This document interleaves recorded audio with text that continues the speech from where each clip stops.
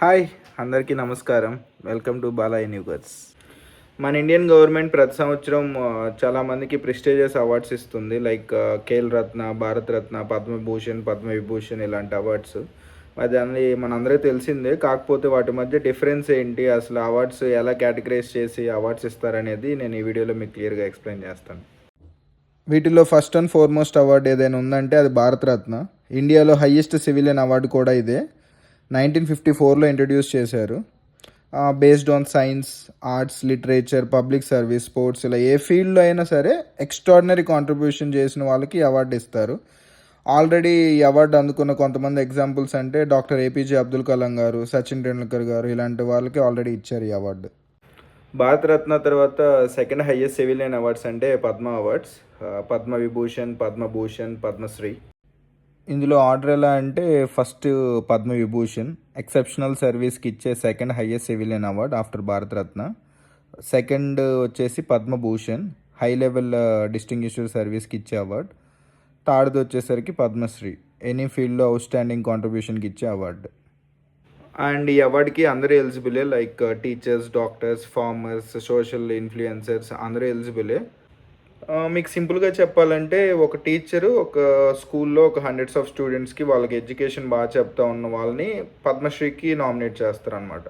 ఒకవేళ in case అదే teacher ఒక స్టేట్ లెవెల్లో ఎడ్యుకేషన్ ట్రాన్స్ఫర్మేషన్స్ ఏమన్నా తీసుకొచ్చి హండ్రెడ్స్ ఆఫ్ టీచర్స్కి ట్రైనింగ్ అలాంటి కేసెస్లో అటెండ్ అయి ఉన్న వాళ్ళకి పద్మభూషణ్కి నామినేట్ చేస్తారు.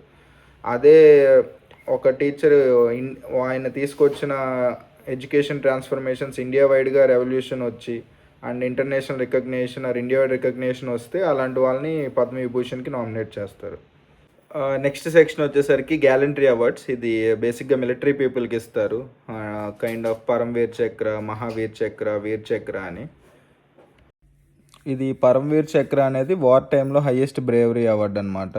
ఎనిమిని ఫేస్ చేస్తూ ఎక్స్ట్రాడినరీ కరేజ్ని చూపించిన సోల్జర్స్కి ఇస్తారు ఈ award. Next Mahavir Chakra, second highest war time bravery award. Vir Chakra అంటే third highest war time bravery award. ఈ బ్రేవరీ అవార్డ్సే కాకుండా మనకి పీస్ అవార్డ్స్ కూడా ఉంటాయి. అశోక్ చక్ర, కృతి చక్ర, శౌర్య చక్ర అని మీరు ఈ ఫోటోలో చూస్తున్నారు కదా, ఈ 3 అవార్డ్స్ అవి. ఫోర్త్ సెక్షన్ వచ్చేసి sports awards.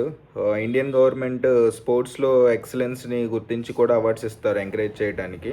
Like Dronacharya award, Arjuna award, major Dhyan Chand Khel Ratna award ఇలాంటి అవార్డ్స్ కూడా ఇస్తారు. ఇందులో మేజర్ ధ్యాన్ చంద్ ఖేల్ రత్న అవార్డు అనేది స్పోర్ట్స్లో హయ్యెస్ట్ స్పోర్ట్స్ అవార్డు అది. నెక్స్ట్ అర్జున అవార్డు, బేసిక్గా ఇది మోస్ట్లీ అవుట్ స్టాండింగ్ అథ్లెట్స్కి ఇస్తారు. Kind of running, high jump, long jump ఇలాంటి అథ్లెట్స్కి ఇస్తారు అర్జున అవార్డు.